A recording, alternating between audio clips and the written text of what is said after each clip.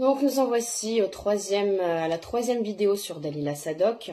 Alors je précise que je suis toute seule là dans un premier temps à m'exprimer face caméra, puisque la suite sera encore en audio avec sa cousine Aïcha Sadok, à savoir que sa cousine ne s'est jamais montrée sur les réseaux sociaux, donc je respecte son choix et ça se fera sous forme d'audio avec elle. Mais là dans un premier temps je tenais vraiment à m'exprimer quand même seule, par rapport à déjà refaire un point sur le premier et le deuxième audio, parce que ça commence à dater.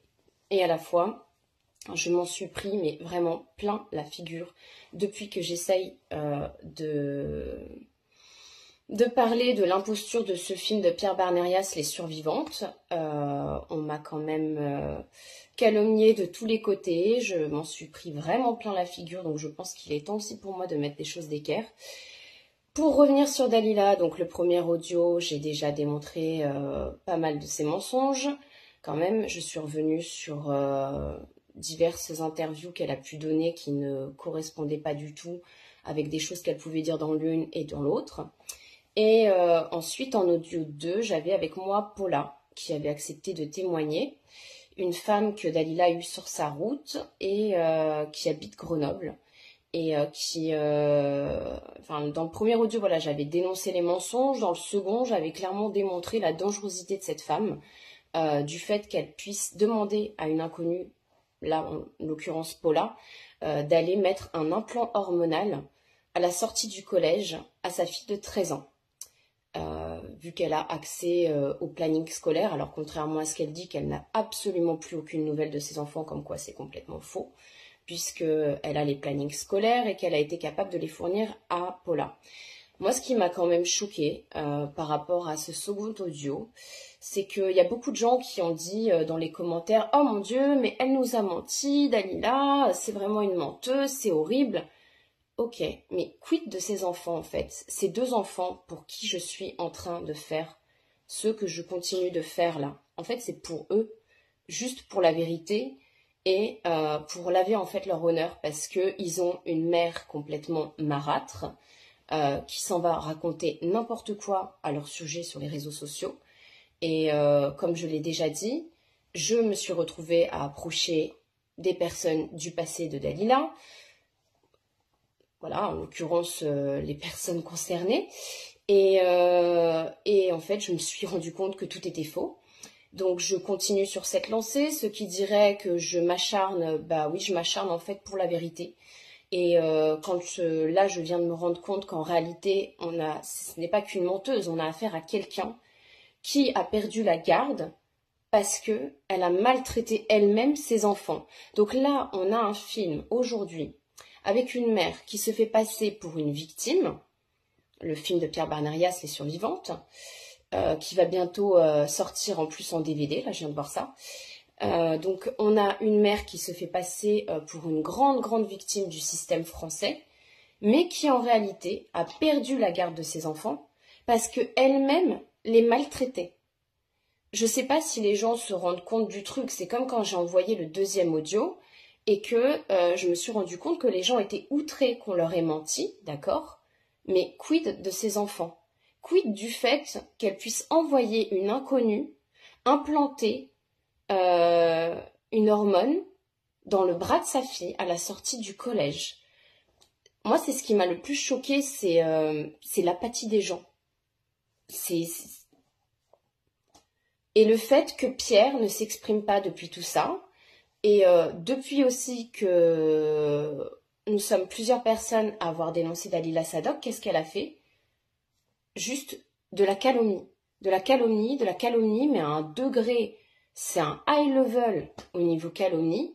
Donc elle s'attaque au messager, en revanche elle n'a sorti aucune preuve. Et c'est là où je me dis, mais alors je sais qu'il n'y en a plus beaucoup aujourd'hui qui la soutiennent et qui la croient, mais il y en a quand même assez pour que ce soit inquiétant. Et je me dis, mais ces gens-là, en fait, ils ont quoi dans le cerveau? Ils n'ont plus que 2 neurones qui se battent en duel, ou comment ça se passe? Je ne sais pas si vous vous rendez compte, là je m'adresse à ces personnes, que vous êtes en train de soutenir une personne qui est actuellement recherchée par la gendarmerie française et qui a dû fuir le pays parce que elle Elle a raconté n'importe quoi sur ses propres enfants pour se faire plaindre, alors que ses enfants aujourd'hui vont bien, sont en sécurité. Alors vont bien. Tout est relatif hein, quand ils ont une mère complètement frasadingue qui s'en va raconter n'importe quoi à leur encontre. Je ne sais pas si les gens peuvent réaliser. Moi, de base, je suis quand même enseignante. J'ai enseigné pendant 10 ans à l'éducation nationale. Donc, j'ai vu comment les enfants pouvaient être entre eux, comment ils pouvaient être malheureusement parfois terribles. Il faut imaginer ce que ça peut représenter pour des enfants d'aller à l'école et d'avoir partout sur les réseaux sociaux leur maman qui s'en va dire qu'ils sont en train de tourner dans des orgies, qui participent à des rituels, notamment sous la pyramide du Louvre, qu'ils mangent des excréments.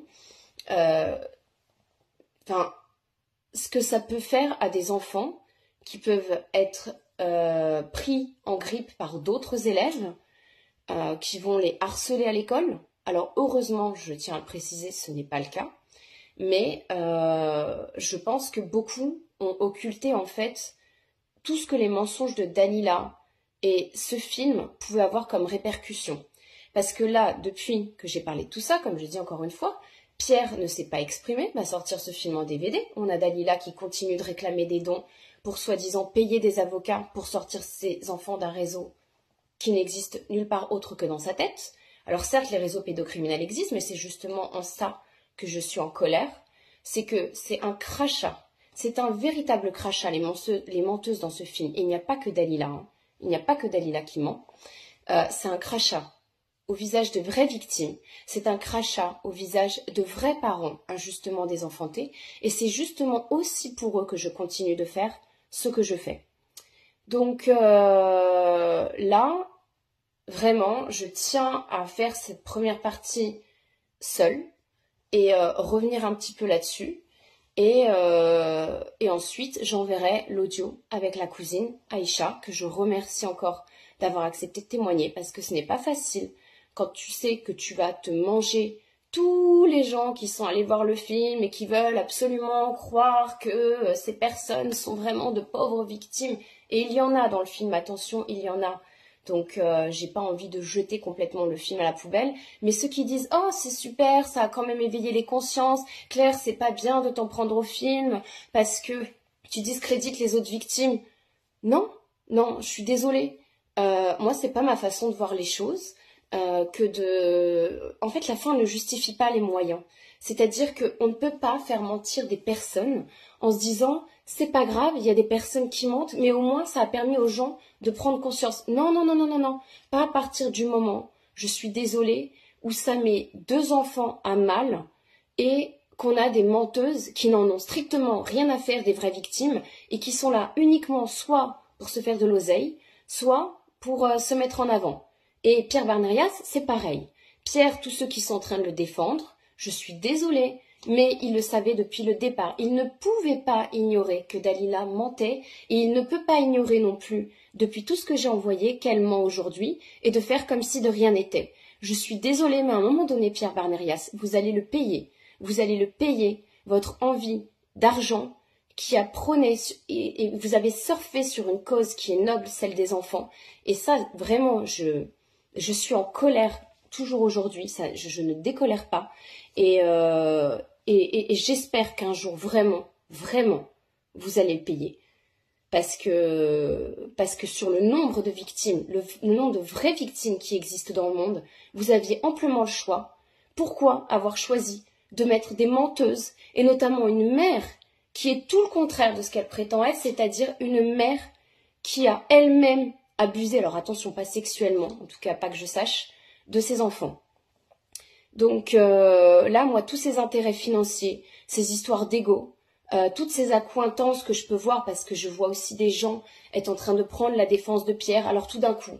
Alors je suis désolée, je vais égratigner quelques personnes, hein, j'ai pas le choix, je suis obligée, parce que il y a un moment donné où moi, toute cette fake dissidence, je la vomis, en fait. J'en ai déjà un petit peu parlé dans des posts précédents, je finis par en avoir ras-le-bol aussi, de tous ces gens qui sont là, pareil, pour de l'ego, pour des vues, pour du fric. Ça me dégoûte, ça me dégoûte. Qu'on serve sur le sujet, les sujets qu'on veut, mais pas les enfants. pas les enfants. Vraiment, ça va à l'encontre de tout ce que je fais, de mes valeurs, et c'est pas possible.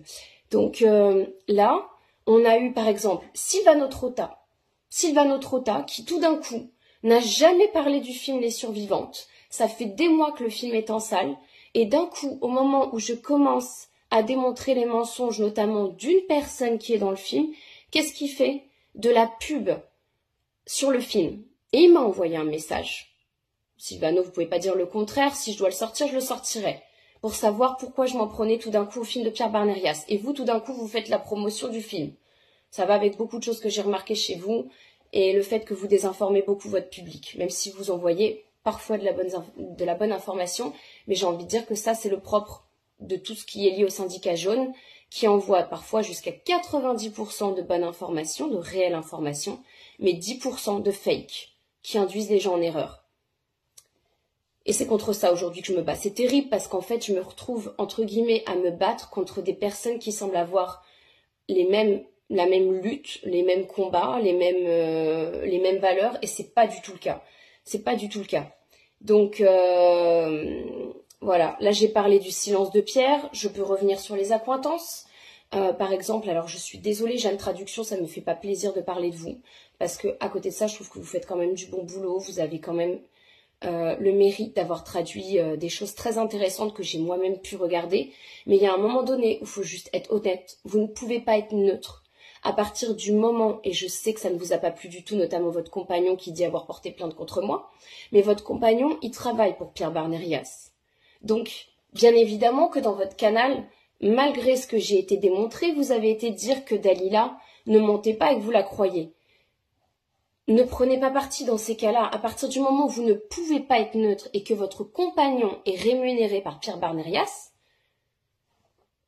soyez juste honnête avec les gens qui vous suivent. Là, c'est de la malhonnêteté, en fait. C'est de la malhonnêteté, et comme j'ai dit, tous les gens qui continuent de prendre la défense de Dalila aujourd'hui, je pense qu'un jour, ils le paieront. Ils le paieront parce que là, vous êtes en train d'induire les gens en erreur. Vous êtes en train de faire du mal à 2 enfants.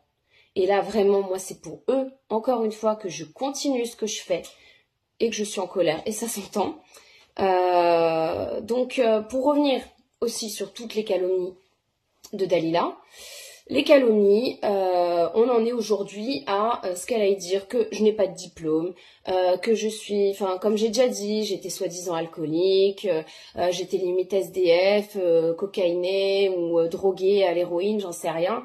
Et ça continue sur son mur. Elle continue aujourd'hui de dire, alors là carrément, que j'ai des liens avec Gabriel Maznev. Gabriel Maznev, c'est quoi le rapport avec moi? Claire Gabriel Maznev, il est où le rapport?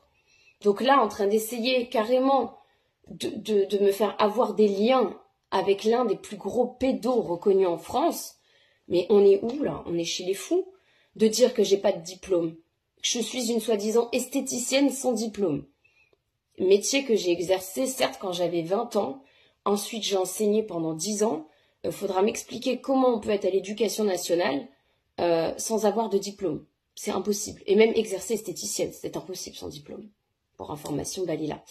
Sauf que Dalila, ce qui ne lui a pas plu, c'est que je suis revenue sur quelque chose qu'elle a exercé.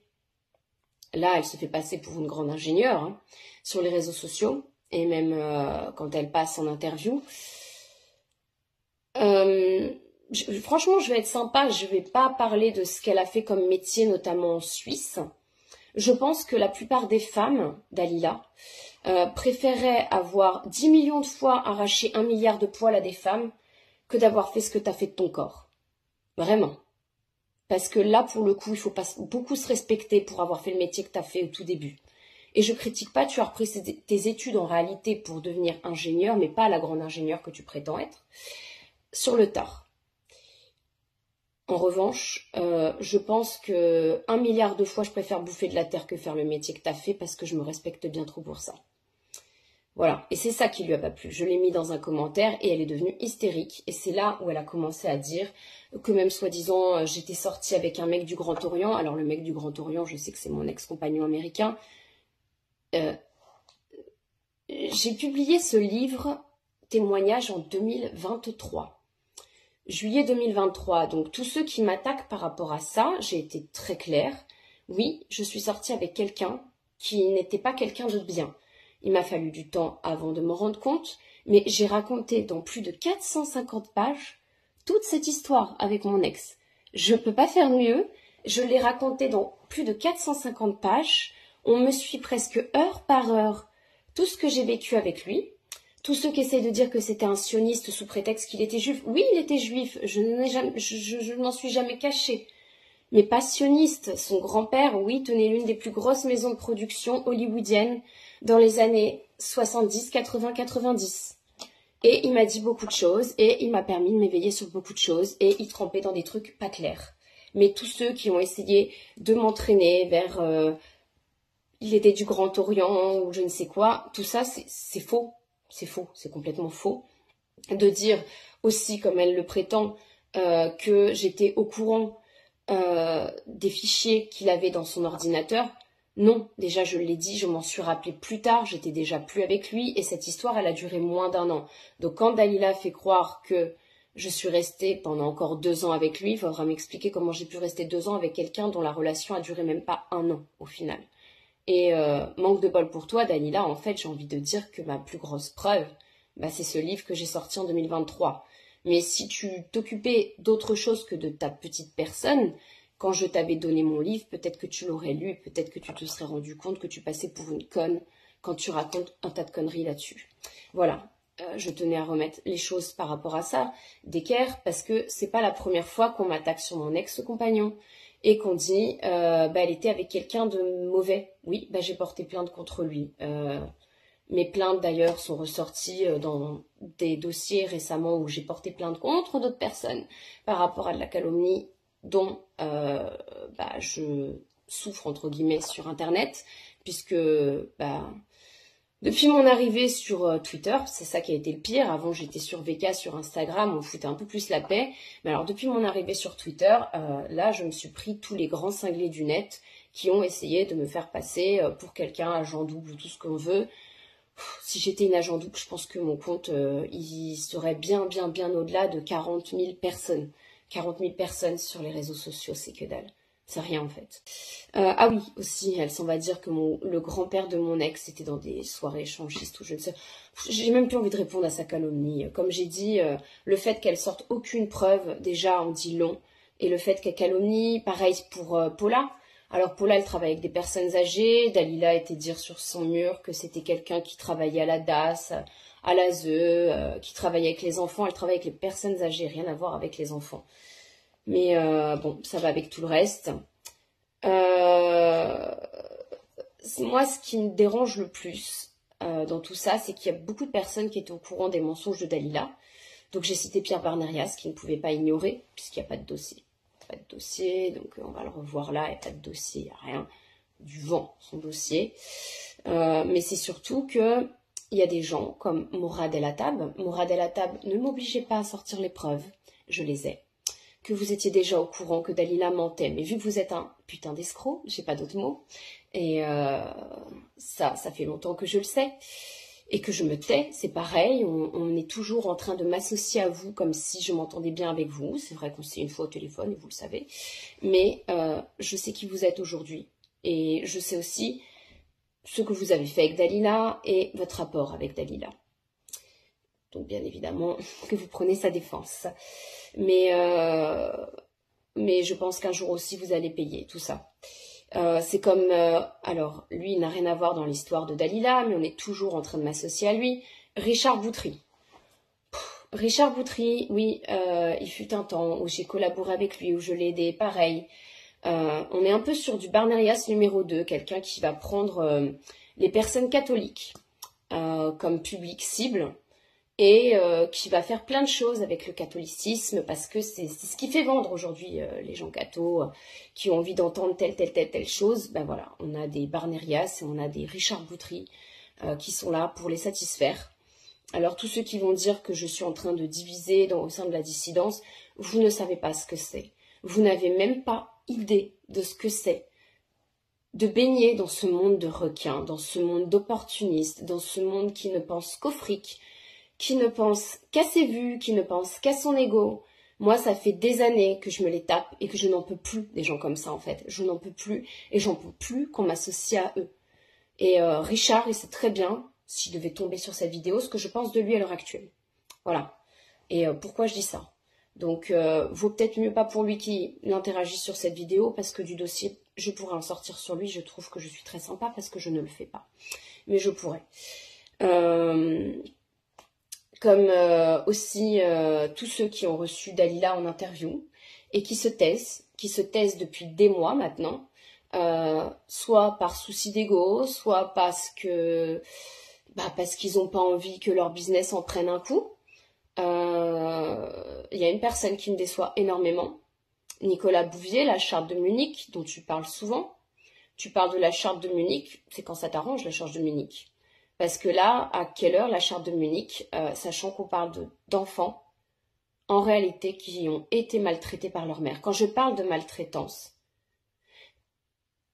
ça a été jusqu'à l'hôpital. Ça a été jusqu'à l'hôpital.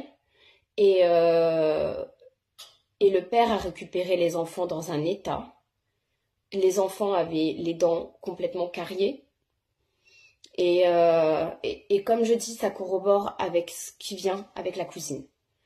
Avec ce que la cousine a à dire, le fait que la maman était complètement négligente et n'en avait rien à foutre de ses enfants. C'est d'ailleurs pour ça qu'elle continue de faire tout ce qu'elle fait pour arnaquer les gens. D'ailleurs, je pense qu'elle peut remercier grandement les gens qui lui ont permis de rembourser ses dettes, hein, puisque Dalila a réussi à rembourser ses dettes, à remettre sa maison qui était en Moselle en vente.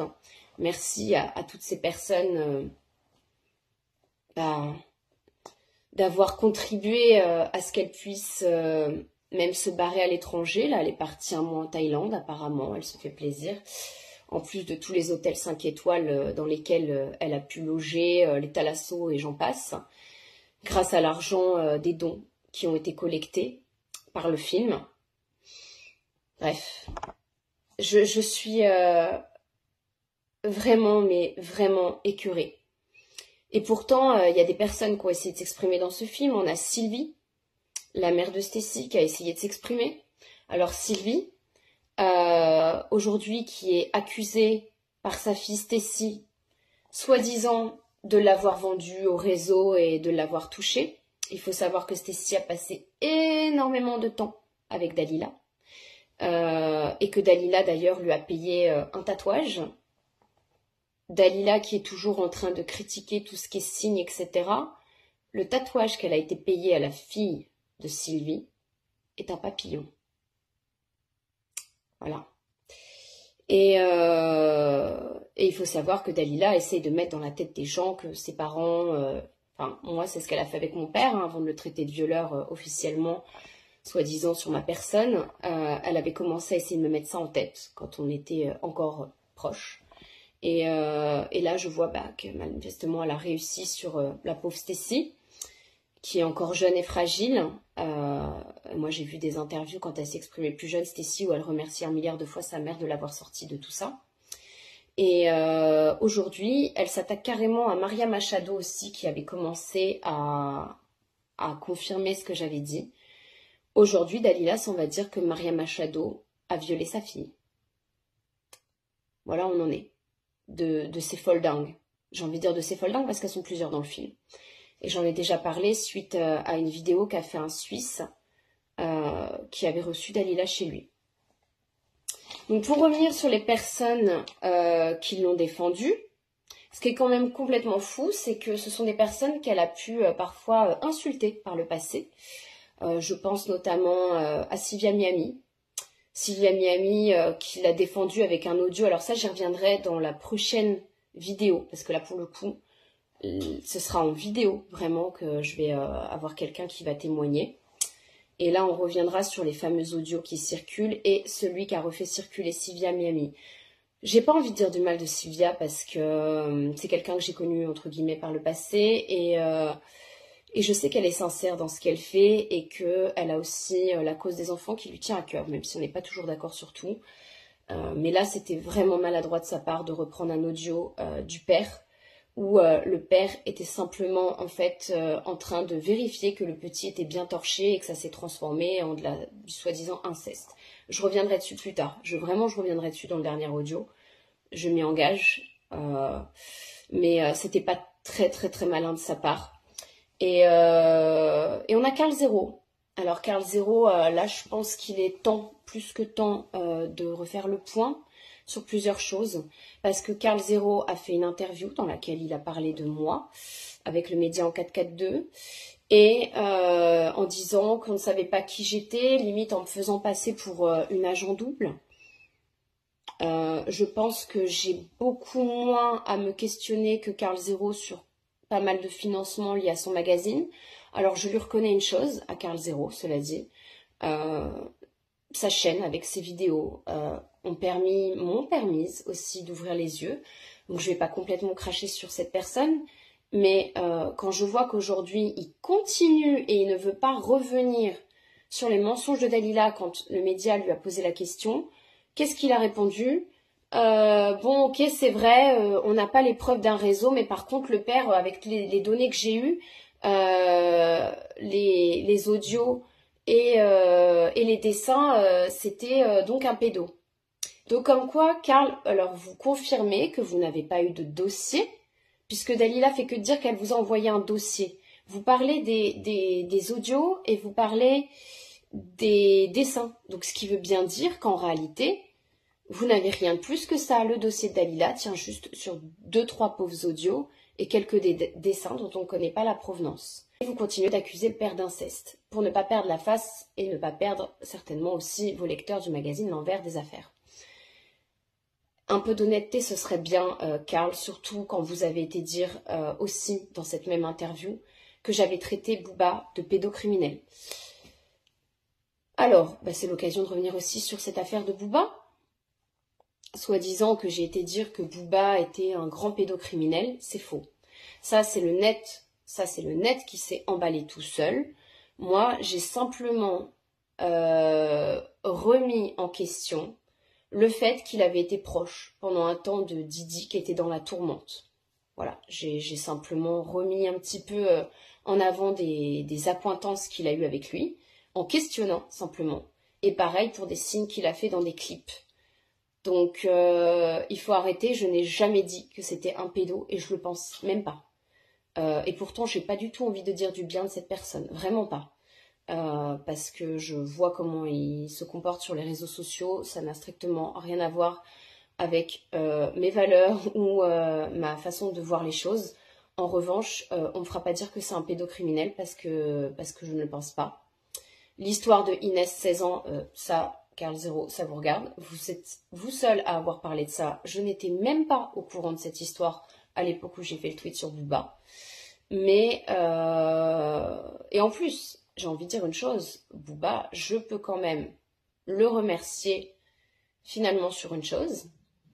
C'est que il n'a pas mis moi en avant, j'en ai rien à foutre de moi, ma personne, mon nom. En revanche, je peux le remercier pour une chose. C'est qu'il a quand même su mettre en avant un compte qui parlait de pédocriminalité et qui lutte contre le trafic humain et le trafic des enfants. Donc, je peux lui dire merci, j'ai presque envie de dire, à Booba, étonnamment. Malgré le fait qu'il m'ait prise en grippe. Après, bon... Je vais pas l'identifier sur cette vidéo, ça risquerait de lui faire peur. Il n'a pas l'habitude de voir une femme sans filtre. Je pense qu'il risquerait de faire un infarctus. Et puis, il y a trop de gens qui apprécient Booba sur les réseaux sociaux et qui m'en voudraient s'ils faisaient un infarctus. Donc, voilà. Mais je tenais quand même à parler de ça parce que c'est Karl Zero qui a été mentir en disant que je l'avais traité de pédocriminel. C'est faux. Je ne l'ai jamais traité de pédocriminel. Et je ne pense pas que cette personne ait pu toucher un enfant, bien que je pense qu'il ait fait des choses pas très claires pour arriver où il est. En revanche, les enfants, je ne pense pas qu'il en ait touché un seul. En tout cas, j'espère me tromper. Enfin, j'espère pas me tromper, pardon.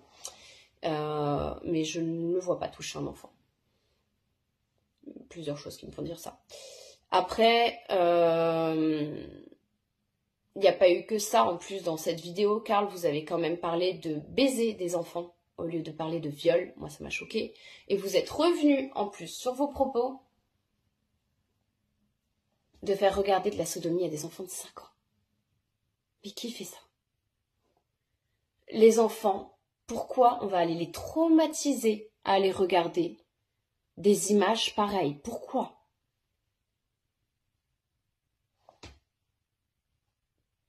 Ça n'a aucun sens. Ça me... en fait, là, je marque un temps d'arrêt parce que ça me choque, en fait. Bref.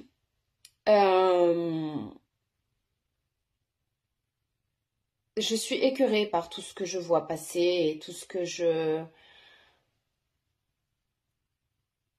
Là, comme j'ai dit, moi, on va me dire, ah, elle est là, ouais, mais elle vend quand même son livre. J'ai envie de dire aux personnes, mais putain, renseignez-vous sur combien gagne un auteur. Jean d'Ormesson, qui était celui qui gagnait le plus et qui avait le plus négocié en France, il gagnait 22%. 22%. C'est ce que j'appelle vraiment les éditeurs, mais des Mac éditeurs. Ce sont des Mac éditeurs, ce sont des gens qui se font du fric sur le dos des auteurs. Un auteur, il gagne rien, même quand il se met finalement en auto-édition, comme j'ai fini par le faire parce que je m'étais fait avoir justement par un Mac éditeur, d'ailleurs qui m'a quasiment jamais rien versé. C'était le tout premier éditeur avec qui j'avais signé, qui m'a versé juste la première année. Et après, en fait, il était en dépôt de bilan avec plus de 800 auteurs, dont moi, qui lui reprochaient de ne rien avoir versé. Et ça, malheureusement, il y en a quand même pas mal des éditeurs comme ça. Mais renseignez-vous sur combien gagne réellement un auteur. C'est que dalle. C'est énormément de temps. Écrire un livre, ça prend tellement de temps, ça prend tellement d'énergie pour que dalle à l'arrivée. Et ça, c'est pareil, c'est vraiment un milieu que les gens ne connaissent pas. Ils confondent ça avec le milieu de la musique ou le milieu du cinéma. Et pareil, dans le milieu de la musique, du cinéma, il y a des gens qui gagnent quasiment rien. Tout le monde n'a pas la célébrité d'un Brad Pitt ou d'une Lady Gaga en chanson, qui ont eux-mêmes dû sacrifier certainement beaucoup de choses. Mais bon, pour revenir en tout cas sur le dossier Dalila, là je vais passer avec la cousine. Sur ce dont je viens de parler, sur le fait qu'en fait elle est elle-même fait du mal à ses enfants, et c'est en ça qu'aujourd'hui ça me dégoûte, mais ça me dégoûte de voir des personnes continuer entre guillemets de la défendre alors que putain, mais vous défendez une mère qui a maltraité ses enfants. Voilà où on en est dans le monde inversé dans lequel on est. Comme je dis, avec ce syndicat jaune là qui vient défendre l'indéfendable. Il n'y a pas... Je suis en train de relire mes notes en même temps. Je crois que j'ai fait le tour. Honnêtement, je crois que j'ai fait le tour. Je vais lancer l'audio là avec la cousine et puis chacun se fera sa propre idée. Comme j'ai dit, moi, j'ai rien à y gagner en fait. J'ai juste du temps et de l'énergie à perdre. Mais je le fais pour ses enfants. Voilà. Pour ses enfants parce que je me dis que... Et d'ailleurs, le jour où ça... Parce que je pense que c'est sa fille qui parlera. Elle a beau être assez timide et réservée. Parmi les deux enfants, je pense que celle qui va parler, c'est sa fille. Et le jour où elle parlera, ça fera mal. Ça fera vraiment mal, Dalila. Concernant l'audio avec la cousine qui va venir, il faut savoir qu'il y a eu quelques soucis de son. Parce que à la base, on en avait pour plus de 5 heures d'enregistrement. Donc bien évidemment, je ne pouvais pas envoyer les 5 heures sur les réseaux sociaux. Donc on a dû faire des coupures. Et je remercie infiniment la personne qui m'a aidée à faire les coupures.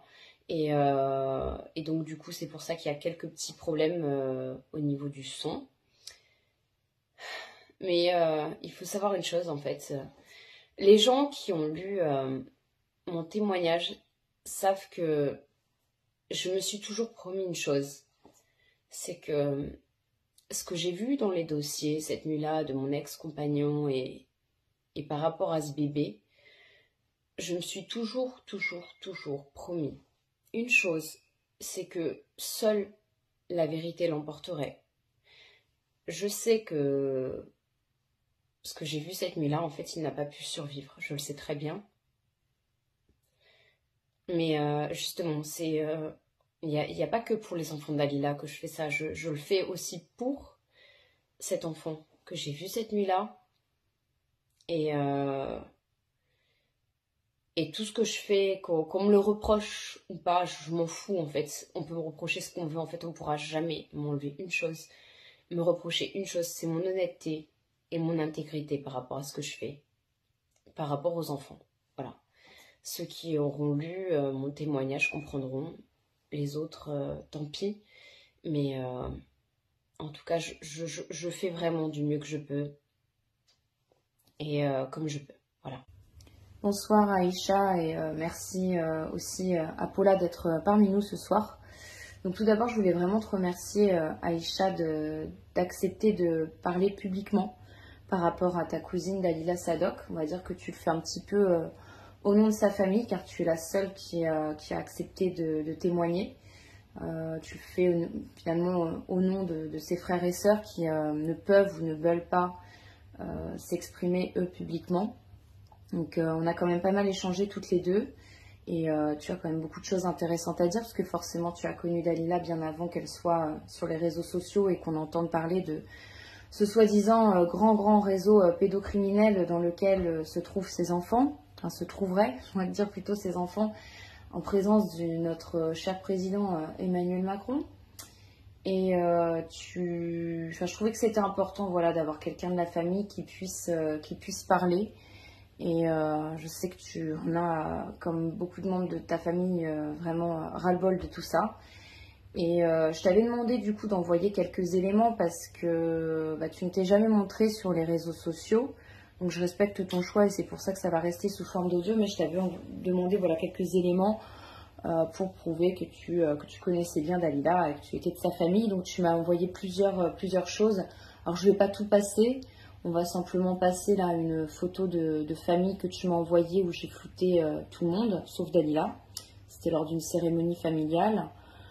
Tu m'avais aussi envoyé le faux pass sanitaire lors de la mascarade Covid que tu avais fourni Dalila, qu'on peut aussi afficher là maintenant. Et tu m'avais envoyé parmi plusieurs choses une vidéo là qu'on va passer juste après. Vous étiez toutes les deux, donc on ne te voit pas, on reconnaît rapidement Dalila quand vous étiez toutes les deux lors d'une sortie dans la nature, on va dire. Et après, je vais te laisser t'exprimer par rapport, à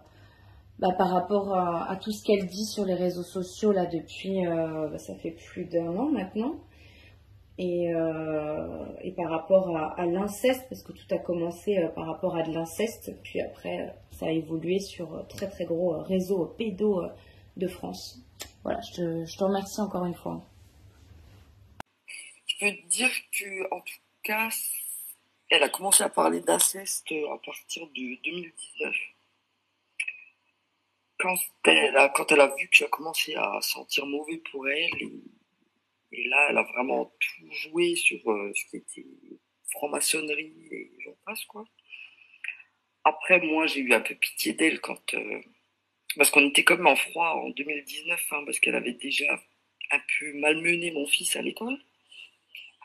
Et quand ils m'ont enlevé les enfants, j'ai eu un peu pitié d'elle et là, je lui ai prêté de l'argent, je l'ai beaucoup aidé, hein. T'as vu, elle en parle même dans une vidéo. Et alors tu l'as soutenue financièrement, mais pas que, en fait tu l'as beaucoup aidée en gardant les petits.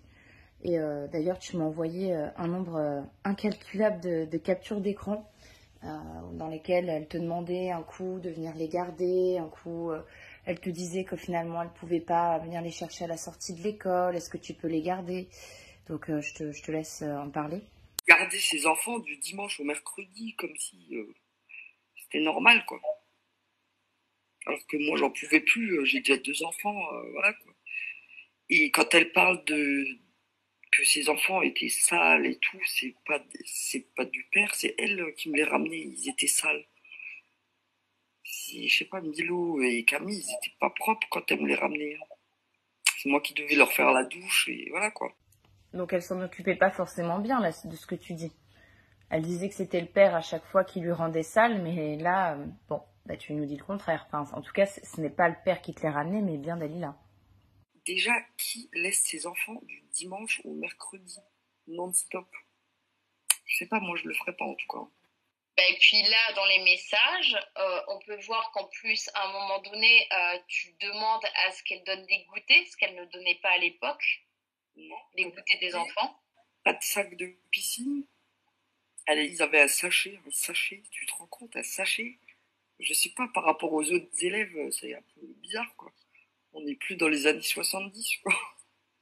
Ah, non, et après, à partir du moment où je lui ai dit, écoute, Dalila, j'en peux plus, je te les donne, je les ramène chez ta mère.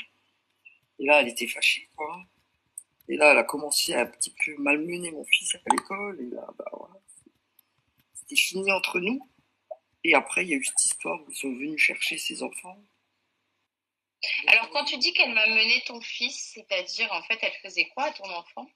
Mais elle venait chez lui alors qu'il avait 9 ans, elle lui disait, oui, tu sais, tes parents sont séparés, tu devrais comprendre, alors qu'il avait 9 ans.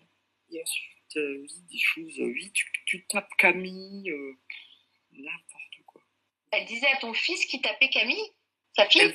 Elle venait pas chez moi me le dire, elle allait chez Samy, mon fils, pour lui dire, tu tapes ma fille, mais elle ne demandait rien à moi, tu vois. Alors qu'elle te demandait tout le temps, on le voit dans les messages, de garder ses enfants, en fait. Ouais, ouais, non, Que ce soit les emmener à l'école, les ramener, elle était soi-disant trop prise par le travail à l'époque. ouais, non, mais c'est pas le seul enfant qu'elle a malmené, hein. Comme je t'avais déjà dit, elle a déjà aussi malmené des enfants d'une de mes copines, qui est handicapée en plus. L'enfant handicapé, je me rappelle, mais je veux bien que t'en parles parce que moi je sais, mais les gens savent pas. Donc en fait, il y a un... Ok, vas-y, je te laisse t'exprimer. Une fête de village, le feu de la Saint-Jean, et on était avec ma copine et ses enfants et mes enfants, et il y avait aussi les enfants de Dalila. Et comme ça, d'un coup, elle est allée chez le petit et elle l'a secoué. Elle lui a dit, oui, tu tapes pas mon fils, ah. Alors que le gamin, il tient même pas debout, quoi. Après, je lui ai dit, mais Dalila, franchement, tu te rends compte de ce que tu viens de faire, là? Ah, mais je sais même pas si elle avait vu qu'il était handicapé sur le coup, mais bref, en tout cas, c'est pas le seul. Donc tout ça, c'est juste avant qu'ils me prennent les enfants, tu vois. Donc c'est plusieurs enfants, tu vois, différents qu'elle a agressés. Elle a agressé par rapport à ses enfants, étonnamment. D'accord. Ouais, Mais elle, enfin, elle peut agresser, en fait, en fait, c'est ce qui rejoint, alors je vais te dire une chose, je sais pas si je te l'ai dit Aïcha, mais elle a agressé aussi la petite fille de Maria comme ça. Et Maria me disait qu'elle avait un comportement étrange avec les enfants, où elle pouvait être très agressive. oui, bah, ça Par m'étonne. rapport à ce qu'elle dit en fait, elle dit qu'elle défend les enfants, mais à la fois, elle peut être extrêmement agressive avec des enfants, en fait. Mais je sais pas, moi, si j'ai un problème avec un enfant à l'école, enfin, si mes enfants, ils ont un problème, je vais voir les parents, je vais pas voir l'enfant. Donc, contrairement à ce qu'elle dit qu'elle est dans la défense des enfants, en fait, elle peut être agressive avec les enfants.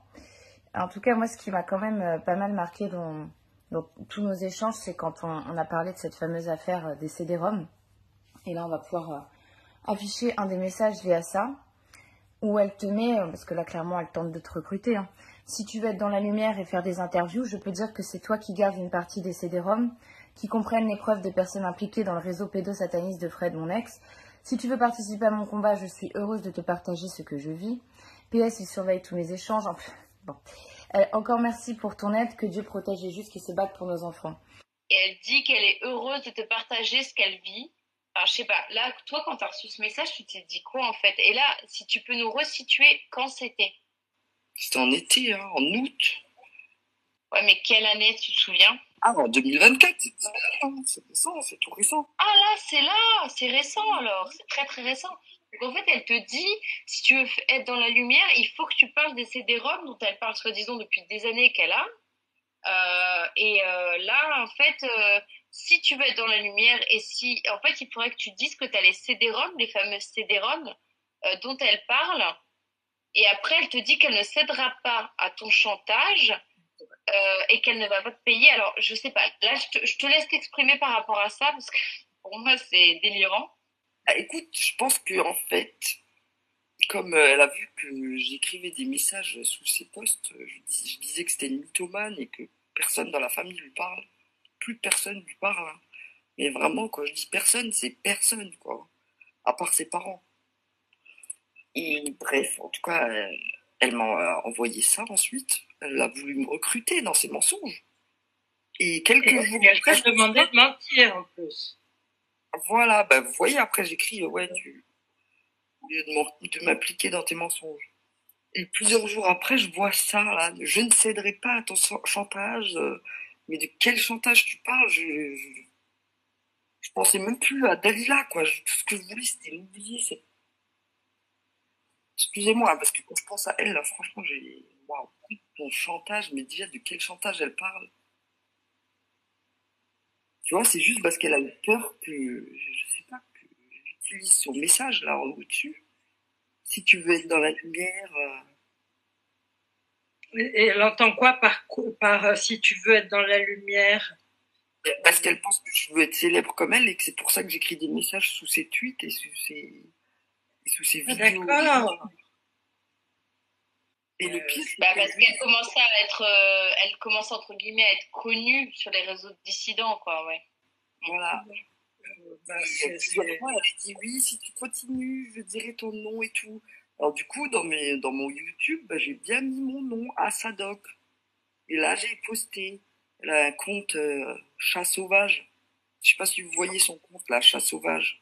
Non, pas celui-là, mais de toute façon, je me suis rendu compte que Dalila avait beaucoup plus de comptes que ce qu'elle prétendait sur les réseaux sociaux, en tout cas sur Twitter, soi-disant qu'elle avait du mal à avoir un seul compte, que son compte était shadowban, alors que quand là depuis tout ce que j'ai publié par rapport à elle, elle a une multitude de faux comptes avec des sous pseudo bien évidemment, où elle commente et d'ailleurs de façon très rapide. Je pense qu'elle a dû avec ces comptes-là mettre la fameuse cloche sur le mien parce qu'elle est quand même extrêmement réactive pour mettre des commentaires où je sais que les commentaires c'est elle derrière. Il y en a certains, parfois, je peux avoir un petit doute, mais en général, j'arrive assez facilement à la reconnaître. Donc pour quelqu'un qui est soi-disant censuré des réseaux sociaux, ça c'est encore un mensonge. Et c'est pareil, en plus, elle avait pas mal de téléphones qu'elle achetait chez des buralistes pour soi-disant que le réseau pédo de son ex était derrière elle, qu'il fallait qu'elle fasse attention, mais en fait ça lui permettait comme ça d'avoir plusieurs cas, et donc, ouais, avec Maria, on avait constaté ça, que je ne sais pas combien de téléphones au final elle a. Et pour revenir, j'aimerais quand même revenir, et là on peut l'afficher, le message, parce que c'est clairement un message de menace qu'elle t'a laissé, où elle met donc tu veux être célèbre, tu veux profiter de ma visibilité, alors je vais partager ta vraie identité, ma cousine, qui me veut, je pense qu'elle a voulu mettre du bien, et qui souhaite m'aider à sauver mes enfants. Ce qui est fou en fait, c'est que dans chacun des messages, elle continue de faire comme si ses enfants étaient en grand danger, même avec toi, alors que, en fait, c'est parce qu'elle sait que ce sont des écrits, mais c'est complètement lunaire. Enfin, moi, tous les échanges que tu m'as envoyés avec elle, et on peut pas tout mettre parce qu'il y en a trop, mais c'est complètement lunaire. Là, va falloir assumer ton nom, prénom, adresse, numéro de téléphone, t'es dans... Ah, bah oui, tendance à l'alcool. Bah oui, dès qu'on dit quelque chose contre Dalila, surtout qu'on dévoile tous ces mensonges, nous sommes alcooliques, drogués, au chômage aussi, violés par nos parents. Non mais c'est quand même dingue. Ah oui, pédo et pro-pédo, infiltrés aussi bien évidemment. Bref. C'est hallucinant et enfin, je me dis que en fait, je pense qu'elle a besoin d'une aide psychiatrique, cette personne, c'est pas possible. Quand je vois ça, c'est hallucinant. En tout cas, je vais revenir sur l'affaire des CD-ROM, où elle voulait clairement, comme tu disais et comme je disais, te recruter dans ses mensonges. En 2019, elle disait que c'était les flics qui lui avaient pris les CD-ROM et qui voulaient plus lui rendre. Oui, bah c'est ça qui est intéressant avec Dalila, ce sont les dates, de revenir aux dates. Là, tu vois, tu parles de 2019, et en 2019, donc on sait que c'est là où elle a perdu la garde définitive de ses enfants. C'était en novembre, ce qu'elle appelle le kidnapping, on reviendra dessus plus tard. Mais donc en 2019, sur ces CD-ROM dont elle parlait, là elle te parle dans les messages de CD-ROM avec des choses liées au réseau pédosataniste de son ex.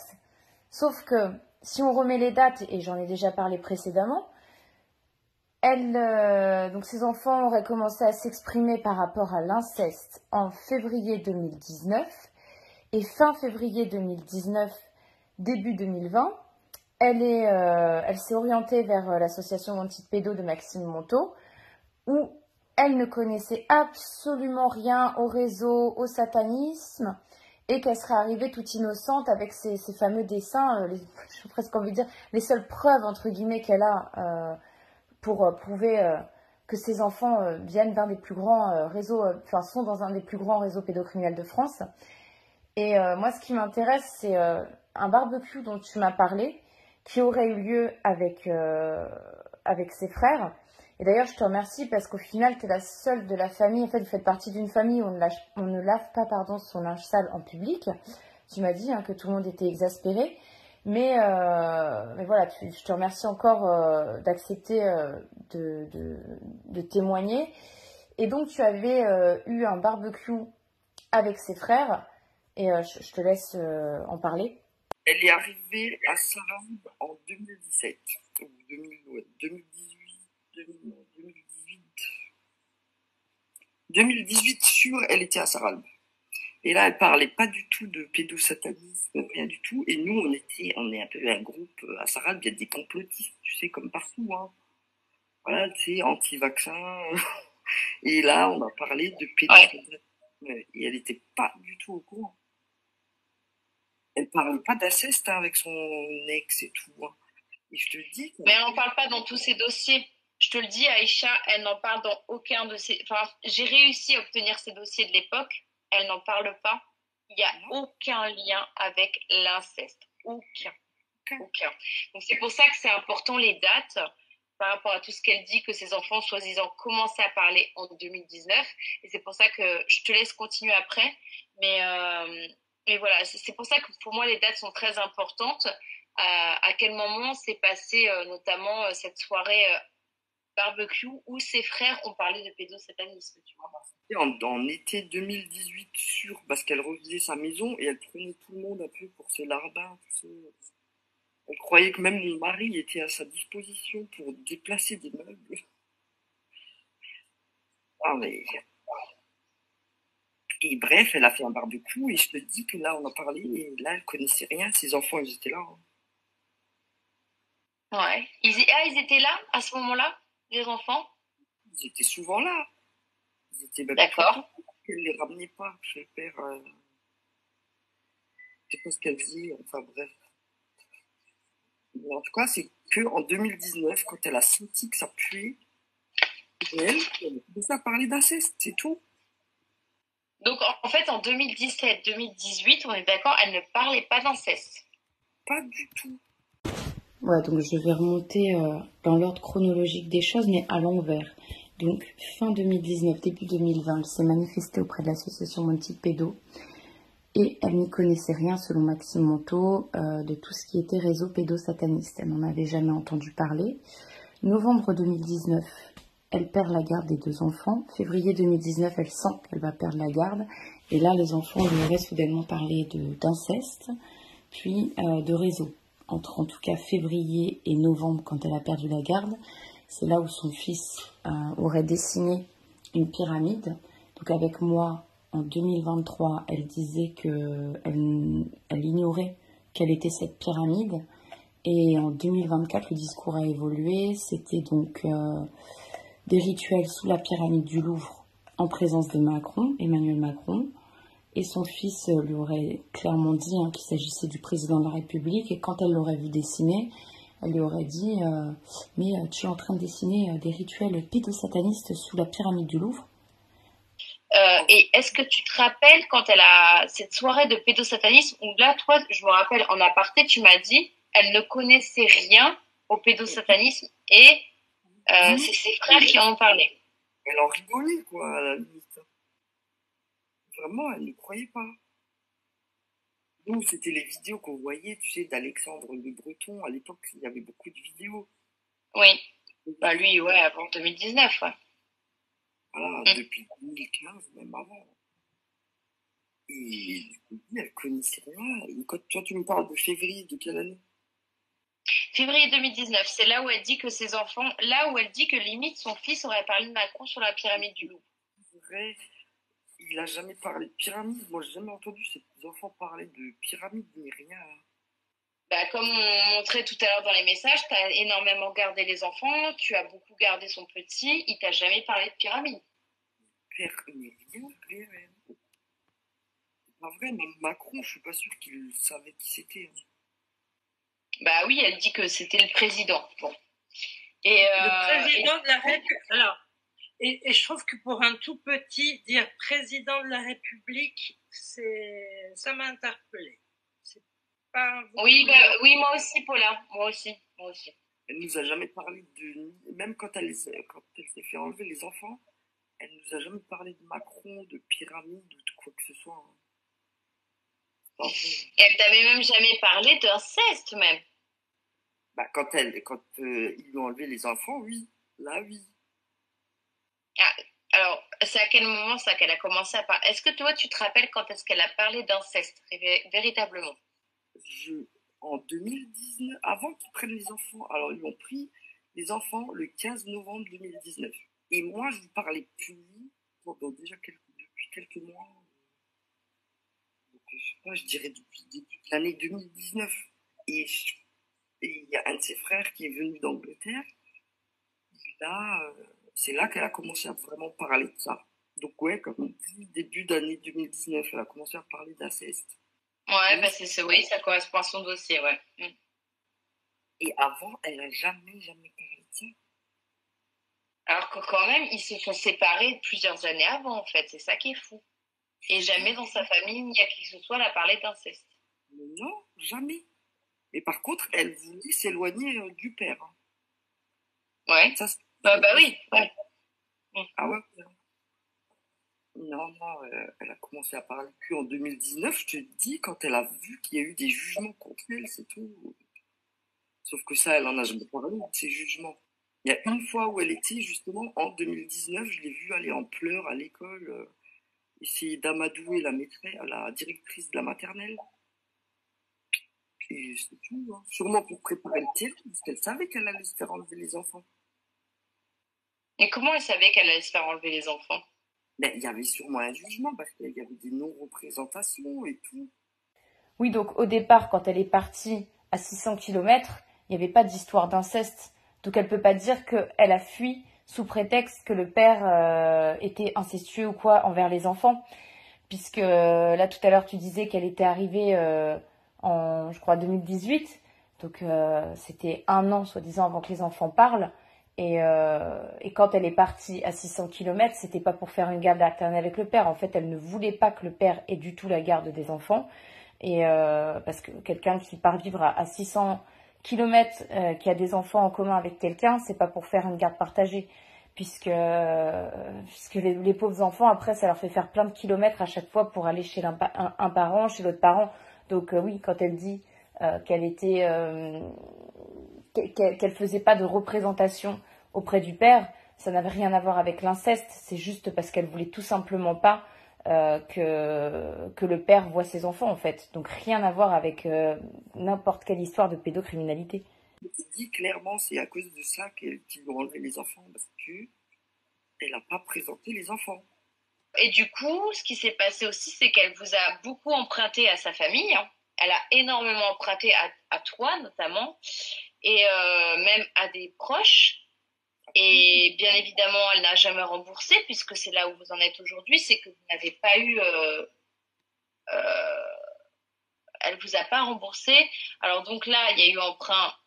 Moi, j'ai appelé les dossiers là qu'on peut passer emprunt 1, emprunt 2, emprunt 3. Ah oui, elle a emprunté à tout le monde, hein, faut pas rêver. En pleurnichant, en disant « Ah, j'ai des avocats, je peux plus payer mon chauffage, mes propres parents qui sont à la retraite et qui gagnent rien quoi, à la retraite. » Ils lui prêtaient des 500 €, enfin donné, hein, parce que lui, il prête pas. Mon père lui a donné du bois de chauffage. C'est vraiment... Et pourtant, elle avait un travail, non? Oui, enfin là encore, j'ai envie de dire, elle s'invente une vie, pas complètement par rapport à une formation, mais c'est quand même une formation qu'elle a fait sur le tard, hein, Dalila. Sa formation où on avait regardé d'ailleurs avec Paula, on avait trouvé sa promo. En fait, elle a obtenu concrètement un diplôme à l'âge de 30 ans. Donc, toi, tu parlais, Aïcha, de formation Pôle emploi. Elle a dû bénéficier de choses comme ça. Après, ça, pour le coup, ça, c'est toi qui disais ça. J'en sais rien, mais la grande ingénieure, soi-disant, du CAC 40, vu qu'elle ment comme elle respire, c'est pareil. Elle a l'air d'avoir un gros complexe d'infériorité par rapport à de ce que tu m'avais dit, Aïcha, par rapport à ses frères et sœurs qui avaient tous de, de très très bonnes professions. Après, elle a ingénieur quand même, elle a eu son diplôme, mais bon, ingénieur, ça veut tout et rien dire, hein. Il y a les ingénieurs des arts et métiers, et puis il y a les ingénieurs de petites écoles d'ingé ou de formation comme ça, effectivement, qui peuvent être payés par Pôle emploi. Bref, après, j'ai pas envie de partir dans un débat là-dessus, mais je vois que c'est ce qui est souvent mis en avant dans ces interviews. Oh, allez, puis en plus, c'est typiquement français, ça m'énerve. Mais c'est surtout que c'est ce qui est toujours mis en avant. Et quelque part, elle se donne du crédit comme ça. Après, elle s'exprime bien, on peut pas lui enlever, hein. Mais bon, quand elle raconte des choses par rapport à son boulot, que ce soit Maria ou moi déjà, on l'a pas vraiment vu travailler. Ça, j'en avais déjà parlé. Mais c'est surtout quelqu'un qui a l'air d'être extrêmement fainéante et qui ne veut pas bosser. En tout cas, ça, c'est ce que... On est quand même plusieurs, j'allais dire ce que j'en déduis. Non, je suis pas la seule à l'avoir remarqué. Sinon, on va revenir sur toutes ces accusations par rapport aux drogues, l'alcool. Là, par exemple, on peut afficher un échange que vous avez eu entre vous, Aïcha, où elle te dit que Dieu te remette... oui, c'est ça. Que Dieu te remette sur le droit chemin et loin de la drogue et de l'alcool. Non, mais elle est incroyable parce qu'en plus, elle fait ça à chaque fois, à chaque personne. Donc, ça la décrédibilise complètement. Et on peut afficher aussi un autre message, donc le message qu'elle avait laissé à Paula en disant que tu avais été aussi violée avec tes sœurs. Oui, j'aimerais savoir. Et que moi je sais pas, il paraît que j'ai été violée par mon père, je suis pas au courant non plus. Ce qui m'avait choqué, c'est que en fait Aïcha dans un des tweets dit que Dalila ment. Moi je faisais mes recherches parce que je trouvais qu'il y avait plein de choses qui collaient pas et qui me choquaient. Et j'ai demandé à Aïcha, que je connaissais pas, est-ce que vous pouvez me contacter en MP? Et là, Dalila me dit, je peux même te donner son numéro. Et paf, elle me donne le numéro. Mais j'ai été super choquée de la facilité avec laquelle elle donne les numéros des gens. Je trouve ça super intrusif et super... oui, dans le but de me harceler, quoi. Non, ce qui est surtout dingue, c'est les accusations qu'elle tient sur les gens, où ça mêle carrément nos familles qui n'ont strictement rien demandé, d'aller dire que des membres de nos familles nous ont violés. Et là aussi, elle fait toujours tout en effet miroir. Donc, elle traite les gens d'alcoolos. Et je vais te laisser en parler, Aïcha, par rapport à son frère aussi, quand il a commencé, un de ses frères, parce qu'elle en a plusieurs, qui avait commencé à dire que c'était une menteuse. Et qu'à ce moment-là, elle avait été monter des bouteilles dans des bouteilles de vin dans sa chambre, alors qu'il ne boit même pas de vin et qu'il boit que de la bière, en disant aux membres de votre famille que c'est un alcoolo. Elle a ramené ses parents dans la chambre de son frère en ayant mis ses propres bouteilles de vin dans la chambre. Parce que c'est elle qui boit du vin là, tous les soirs avec son petit plaid. Ça, faut le dire quand même, parce que à un moment de traiter tout le monde d'alcoolo, de drogué, de violé, je me demande si c'est pas elle qui a été violée. C'est une question qu'on s'est déjà posée à plusieurs reprises, pour qu'elle traite comme ça tout le monde pédo et qu'elle nous voit tous avec des pédos même autour de nous. Il y a de quoi se poser des questions, surtout comme tu m'avais dit, Aïcha, elle a pas, vous n'avez pas une nouvelle pendant des années, vous ne savez pas ce qu'elle a fait à l'âge de 18 ans, quand son père l'a mise à la porte. Et du coup, vous ne saviez absolument pas ce qu'elle était devenue pendant des années. Donc, de toute façon, enfin, moi, de tout ce que j'ai recherché, le passé est quand même assez trouble aussi, hein. Là, on parle beaucoup du présent, mais il y a quand même des choses assez troubles. J'attends vraiment d'en savoir plus et d'avoir confirmation sur certaines choses pour peut-être pouvoir m'exprimer là-dessus. Mais je veux faire attention et être certaine de certains éléments. En tout cas, on peut revenir par rapport au fameux kidnapping dont elle parle en novembre 2019, quand ses enfants lui ont été enlevés devant l'école, puisque toi, en fait, tu étais présente, Aïcha. Donc, je te laisse en parler. Bah après, ça m'a choqué, quoi, parce que c'était quand même violent. En fait, ce qui était violent, c'est surtout que c'est elle qui est venue s'opposer. Et c'est pas vrai qu'elle était à une audience. Enfin, je pense pas qu'elle était chez les gendarmes, parce que elle est censée attendre ses enfants chez elle, tu vois, pour attendre le bus, quoi. Et elle était chez elle, elle n'était pas chez les flics. Parce que quand les gens l'ont appelée, elle est directement venue. Elle est venue dans la minute, tu vois, de chez elle à l'école, il y a 2 minutes en voiture. Oui, mais moi, c'est ce qui m'a fait. En fait, d'une interview à l'autre, elle dit qu'elle était convoquée, à une autre, elle dit pas qu'elle était convoquée. C'est pour ça que je te demande. Non, non, elle n'était pas convoquée, elle était chez elle, hein. Et elle est directement venue et elle a commencé à crier. Bon, Camille, elle était choquée, hein. Je pense pas qu'elle voulait partir comme ça, parce qu'il y avait quand même les gendarmes, il y avait 2 nanas de la UMO, de l'ASE, et bah, il y avait le père, quoi. Mais par contre, le petit, il est directement allé chez son père, hein. Ouais, mais du coup, justement, là, elle dit qu'en fait, à plusieurs reprises, hein, même dans une interview avec moi, elle dit qu'elle est restée extrêmement calme. Et c'est là où Elle, la question. Oui, elle dit qu'elle est restée très très calme. elle a choqué toutes les mamans de l'école en criant je vais t'arracher ta grosse bite avec les ongles. Et ça, elle l'a dit plusieurs fois, hein. C'est ça qu'elle a dit. C'est elle qui est venue, qui a fait un scandale comme une... Ouais, parce qu'elle dit qu'elle n'a pas fait de scandale, qu'elle est restée calme au départ. Et donc, en fait, c'est elle qui a fait le scandale. Donc, la petite, comme tu m'as dit, était prostrée, c'est ce que tu m'as dit, par terre. Mais Ouais. parce qu'en fait, la mère est en train d'hurler hystériquement, en fait. Et aussi parce que la mère, elle avait fait un travail psychologique sur les gosses en amont, hein. Bah, en fait, c'est ce que je ne peux pas dire et c'est ce que je ne trahirai pas. C'est la conversation que j'ai eue il y a plusieurs jours, notamment liée aux enfants. Mais oui, en fait, elle a fait une manipulation psychologique énorme sur les enfants. Alors que le petit, il est directement allé chez son père. Et le petit, il avait besoin d'un père. Ça se voyait parce que même des fois, quand mon mari il allait chercher mon fils à l'école, Milo allait chez mon mari et il faisait papa. Ouais, bah donc, ouais. Ok, parce que soi-disant, il avait porté plainte aussi, le petit, et qu'il était terrorisé par le père de Dalila. Enfin, le père des enfants. Mais du coup, ouais, donc elle avait eu, à l'époque, tu m'as dit qu'effectivement, elle avait eu l'appui des mamans, mais que ça n'a pas duré, c'est retombé comme un soufflé, c'est ce que tu m'as dit. En fait, à l'époque, elle a eu l'appui parce qu'elle a tellement choqué en hurlant, en faisant un sketch, contrairement à ce qu'elle dit, mais elle a eu un appui des mamans. Elle a eu un appui, mais ouais, quelques temps. Et après, tout le monde s'est dit que s'ils lui ont enlevé les enfants, c'était pas pour rien. Et puis, à l'école, il y avait un jugement, hein. Si les gendarmes sont venus avec les 2 dames de l'AEMO, c'est pas pour rien, tu vois. C'est pas un réseau.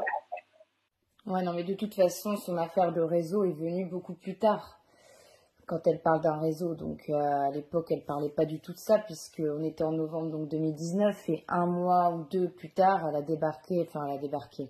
elle a contacté l'association Anti-Pédo, et elle n'était soi-disant au courant de rien du tout. Elle avait juste parlé, elle a commencé à parler d'inceste, mais on attend toujours les pièces de son dossier. On attend toujours. Enfin, c'est incroyable. Là, ça fait un moment déjà qu'on parle de ça et elle a toujours sorti aucune preuve. Elle qui hurle sur tous les toits, avoir pléthore de preuves. Et c'est ce qu'elle dit dans le film des survivantes. Il n'y a rien. Rien. Personne n'en a jamais, en tout cas, personne n'en a jamais vu la couleur. Mais même nous qui étions proches d'elle quand ils lui ont enlevé les enfants, On n'a jamais rien vu. Rien, aucune preuve. C'est vraiment là où il y a des questions à se poser. Je peux te dire, c'est vrai que les enfants, quand je les gardais, ils avaient un comportement bizarre. Mais qu'est-ce que tu veux que je te dise? Ça peut venir de son comportement à elle. C'est pas forcément un comportement d'inceste. Ils étaient bizarres, ça c'est sûr. Hein, et puis, des enfants normaux. Hein. Et puis, oui, mais en fait, ça corrobore ce que j'ai eu avec les enfants. Ok. Voilà. Et des fois, de prouver l'inceste, ça peut être très compliqué à prouver. Mais moi, ce qui m'interpelle, c'est que Dalila dit tout le temps, j'ai les preuves, j'ai les preuves, j'ai les preuves. Oui, mais au moins les auditions des enfants, quelles auditions? Nous, on n'a jamais rien vu. Pourtant, on était là pendant des jours et des jours avec elle, on lui ramenait à manger, juste après qu'ils lui ont enlevé les enfants. On lui ramenait à manger, il n'y avait rien. Elle nous a montré des trucs de jugement, mais c'était que par rapport à elle, des dossiers psychologiques et tout ça, quoi. Mais sinon, rien. Non, mais en réalité, des preuves, de toute façon, il n'y en a pas. Les seules, on va dire, preuves, entre guillemets, que Dalila a été en mesure de fournir, là, tu vois, Aïcha, tu parlais de rapports d'experts psychiatriques.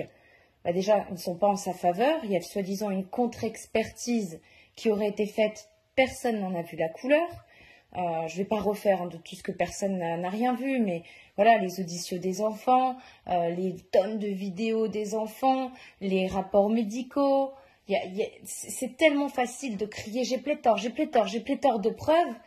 Et là, depuis ce qui est sorti, il n'y a rien eu de sorti. Enfin, moi, je sais que j'ai comme ça des preuves. En tout cas, je serais à sa place. Je dirais vrai, j'aurais déjà sorti des choses. Je supporterais pas qu'on me fasse passer pour une menteuse que je ne serais pas.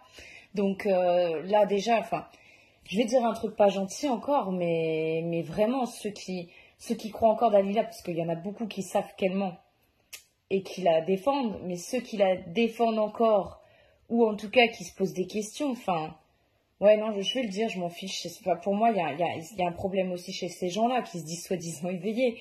Là, j'appelle ça des décérébrés, quoi. C'est pas possible. Le flux vermal, enfin, c'était le truc. Je reviens même pas dessus. Juste, MST, non mais c'est un asile de fou ce truc. Quand j'y pense, j'ai l'impression que on est dans un asile de fou avec la sortie de ce film. C'est pas possible. Et donc, voilà, il y a rien de concret. Là, je vais reparler, voilà, juste, il y a eu les dessins dont on ne connaît pas la provenance, les audios des enfants, 2 audios à ma connaissance, et j'ai envie de dire, mais réécoutez-les bien. Enfin, à un moment donné, l'amie, là, à qui j'ai fait réécouter un audio, elle me dit, mais vraiment, mais c'est pas possible, parce que comment les gens ont pu penser qu'il y avait inceste ou quoi que ce soit derrière. J'en parlerai dans la dernière partie qui sera à venir. Ça, je me le laisse vraiment pour la dernière partie, le coup des audios des enfants, mais soi-disant qu'elle en a plein où il parle du MK Ultra, où il dénoncerait plein de choses, mais ça fait belle lurette, surtout avec tout ce qu'elle hurle sur les plateaux, partout où elle passe, qui serait sorti, faut arrêter. Et du coup, Aïcha, je vais revenir là sur vos rapports familiaux. Je parle pas que de toi et Dalila. Dans une interview avec moi, donc elle disait que c'était donc une de ses premières à la fin de l'été 2023. Elle disait qu'elle avait beaucoup de soutien de sa famille. Je crois qu'elle t'avait même cité. Elle avait dit ma cousine. Et après, en fait, quand elle était chez Borowski, et on est presque 1 an après, elle dit que toute sa famille l'a lâchée. Elle parle même de ce qui se passait en Algérie et que ses parents auraient fait le parallèle avec ses enfants qui étaient dans des réseaux pédosatanistes. Mais c'est surtout que, c'est vrai que je suis en train de repenser, quand elle était venue, elle commençait à me dire hein, qu'il y avait des personnes de sa famille qui la traitaient de menteuse, en fait. Donc là, je te laisse en parler, tu es mieux placé que moi pour parler des rapports familiaux. Bah, après, elle a quand même eu du soutien de ses frères qui la connaissaient pas beaucoup. Donc, qu'elle est partie, faut savoir, de la maison à 18 ans et on sait pas trop ce qu'elle a fait. Mais par contre, les grands frères l'ont pas aidée parce que bah, ils étaient déjà en embrouille avec elle, même avant qu'elle vienne en 2017. Et oui, ses frères, il y a eu plusieurs frères. Elle parle d'un seul frère, mais c'est peut-être juste avec celui avec qui elle avait des bons contacts pendant l'interview. Mais autrement, il y a eu trois frères avec qui qu'elle a hébergé d'ailleurs. Et mais pas hébergé, pas à titre gratuit. Hein. Il y avait voilà quoi. Hein. Il y avait un échange de bons procédés. Hein. Jusqu'à ce qu'elle s'embrouille. Donc, tu vois, ça a duré à chaque fois quelques mois jusqu'à ce qu'elle s'embrouille. Et là, ils l'ont tous lâché, quoi. Mais avant même de savoir qu'il y a une histoire d'inceste. Hein. Oui, parce que encore une fois, son histoire d'inceste est venue sur le tard. Et quand elle parle de réseau, oui, bon, bah, ses parents, forcément, ils ont vécu la guerre d'Algérie. Je sais pas, moi, mon père, il est né en 41, le sien, je crois qu'il est né avant. Donc, t'imagines, c'est la guerre d'Algérie, il y a eu des atrocités, mais on n'a jamais parlé de réseau, tu vois.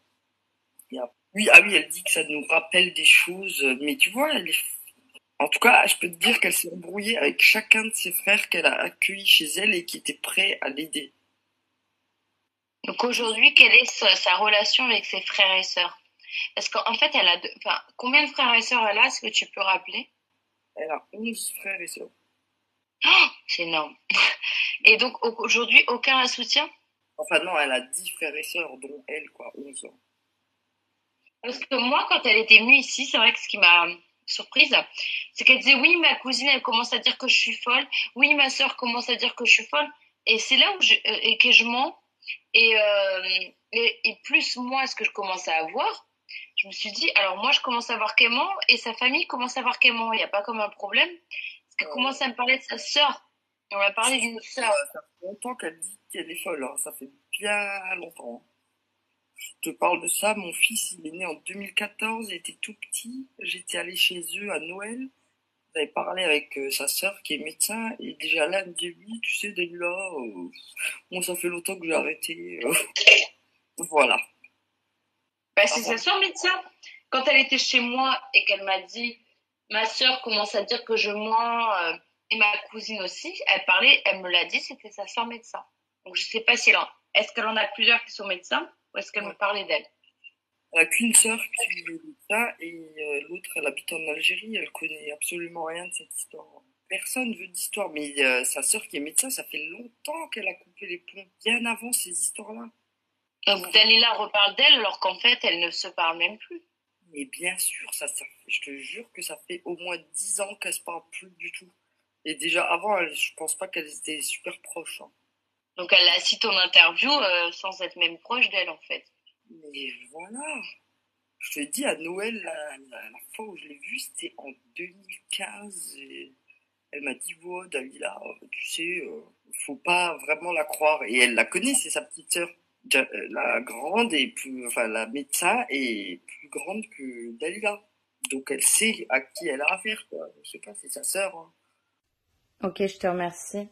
Bah, je vais passer sur un autre sujet, toujours lié à cette affaire. Les cambriolages dont Dalila parle régulièrement durant ses interviews. Je préviens, c'est du même ordre que Flux Vermal version cambriolage. Là, je suis un peu dépitée en fait. Ça me... Bref, il y a une vidéo de cambriolage qu'elle appelle, qu'elle a transmise à plusieurs personnes et donc que j'ai mise avec des extraits de différentes interviews. Quand elle parle de ces cambriolages, c'est pareil. Le discours évolue, n'est pas le même selon une interview à une autre. Donc dans le premier extrait, en fait, elle est avec Mike Borowski. Dans le second, elle est avec moi. C'est un entretien qu'on avait fait avec Colombe et Grain de Sable. Et ensuite, il y a la vidéo. Alors je préviens, je ne l'ai pas coupée, je l'ai mise telle qu'elle. Et d'ailleurs, je notais que la date, c'est le 27 novembre 2019, soit même pas 15 jours après qu'elle ait perdu vraiment la garde définitive, on va dire, de ses enfants, qu'elle n'a pas perdu de temps. Et Et ensuite, il y a un dernier extrait avec Carl Zero.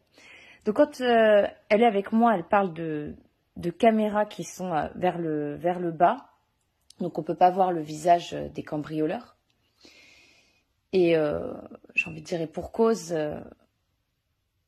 les personnes vont pouvoir comprendre pourquoi je dis ça par rapport à la vidéo, qu'ils auraient fait attention de ne pas être dans le champ de vision. En même temps, je crois que c'était difficile d'être dans le champ de vision vu comment c'était positionné, mais bon. Et avec Mike, elle parle de 3 hommes, mais déjà il n'y en a que 2 sur la vidéo. Elle parle de 3 hommes, et dont un qui aurait une casquette enfoncée. Alors je vois pas trop là comment on peut voir ça sur la vidéo, mais c'est surtout qu'il y en a un qui court très très vite. Alors je sais qu'elle écoute tout ce que je fais, Dalila, et ça je sais qu'elle va l'entendre. J'ai juste envie de te dire, Dalila, quand je vais faire des footings, je sais pas, on doit pas avoir la même définition du mot courir. Parce que si ça c'est courir, en fait je fais du surplace en mode footing, quoi, il y a un problème. Mais j'en rigole pas en fait, parce que c'est vraiment, là je suis dépitée. Cette vidéo c'est vraiment du même acabit que le flux verbal.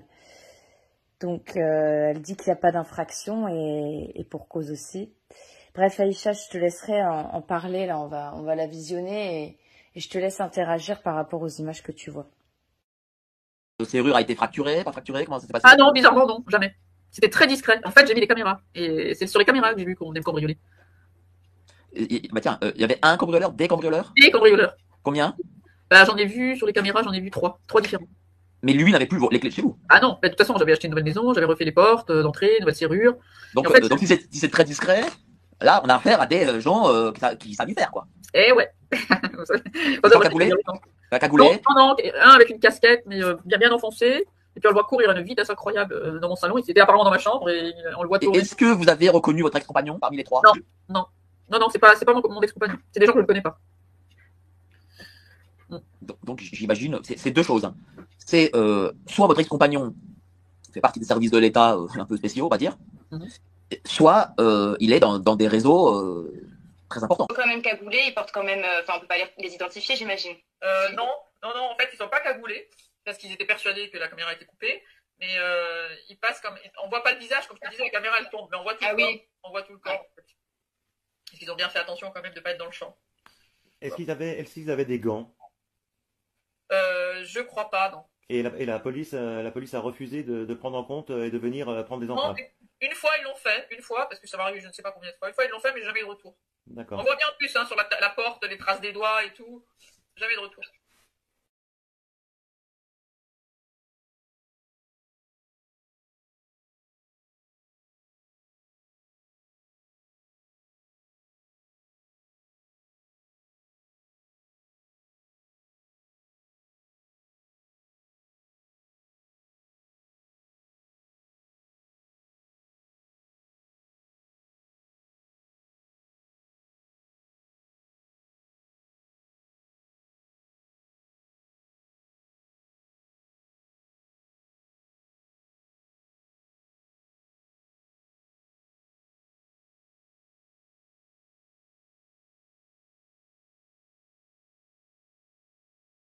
J'ai été cambriolé je ne sais combien de fois. J'ai mis des caméras pour prouver que j'étais cambriolé, parce que le comble, c'est quand on est cambriolé, vous avez même pas d'infraction. Il n'y a pas une porte de cassée, ni une fenêtre de cassée. Pourtant, j'ai donné une double à personne, j'ai refait mes portes et tout. Je sais même pas qui peut rentrer dans une maison avec une porte blindée sans laisser de traces. Et alors les gendarmes me disent, oh non, c'est impossible que quelqu'un soit rentré, alors qu'on a des traces de main. Moi, je vois bien, on sait très bien quand quelqu'un est rentré chez soi. Donc, j'ai mis des caméras. Je mets les caméras et on voit bel et bien des gens qui rentrent chez moi. J'ai 3 personnes différentes qui rentrent chez moi. Donc, je ramène les vidéos aux gendarmes pour dire, voyez, il y a bien des gens qui rentrent chez moi. Et ben, j'ai pas de réponse de leur part et j'ai aucune suite qui est donnée à toutes mes plaintes. Je sais même pas si c'est classé sans suite. Hein. Je suis obligée d'investiguer, de les harceler. Par rapport aux chaussures, déjà qu'on voit, on reconnaît, et elle-même a très bien reconnu les chaussures. C'est c'est des gens de sa famille qui l'ont aidé, parce que par infraction, déjà, je sais pas, elle a des portes blindées. Tu les as vues, non, quand tu étais chez elle? T'as vu ses portes? Ouais, porte blindée. Et d'ailleurs, c'est comme ça qu'elle a joué quand il y a des gens qui sont venus par infraction, soi-disant, et qu'en fait, toi, tu m'as fait comprendre que c'était des jeunes du quartier. C'est important de le dire parce que elle utilise ça aujourd'hui pour dire Claire, elle a eu peur quand elle est venue chez moi parce qu'il y a eu des gens qui sont venus en pleine nuit et toi, tu m'avais expliqué que c'était des jeunes du quartier. Exactement. C'était forcément des petits jeunes qui traînent. Elle habite dans un coin où il y a une espèce un immeuble où il y a plein de jeunes. C'est un bloc, quoi. C'est un peu un logement. C'est des logements sociaux. Et là, il y a plein de jeunes qui traînent toute la nuit, quoi. Ça n'a rien à voir avec des gens qui lui veulent du mal, hein. Et pour en revenir aux chaussures là qu'on voit dans la vidéo qu'elle montre chez Mike, je crois que ouais, chez Mike. Bref, je ne sais plus. Oui, en fait, elle le dit chez Mike Borowski. Elle leur dit à d'autres interviews ultérieures. Mais en fait, avec moi, comme j'ai dit, moi, c'était au tout début. C'est pour ça que j'ai trouvé intéressant de prendre mes interviews. Parce qu'elle ne dit pas le même discours chez moi au tout début, qu'elle évolue avec le temps. Voilà. Non, là, elle sait très bien qui c'est. C'est des gens de sa famille qui avaient les clés de chez elle pour l'aider. Là, elle utilisait, je t'avais dit, plein de gens pour faire ses travaux. Là, dans sa maison, il n'y avait rien. Qu'est-ce que tu veux cambrioler? Ouais, mais moi j'ai vu, il y avait effectivement pas grand-chose. Mais c'est juste pour dire qu'en fait, elle a utilisé voilà, les soi-disant vidéos de surveillance où on voit pas grand-chose à part 2 paires de chaussures, alors qu'elle parle de 3 personnes et qui courent. Tu vois, en plus, le gars, il y en a un en habit de travail et l'autre, j'ai très bien reconnu les chaussures aussi. Je sais qui c'est, elle aussi sait qui c'est. C'est juste des gens qui étaient chez elle pour l'aider, comme d'habitude, comme tout le monde, voilà quoi.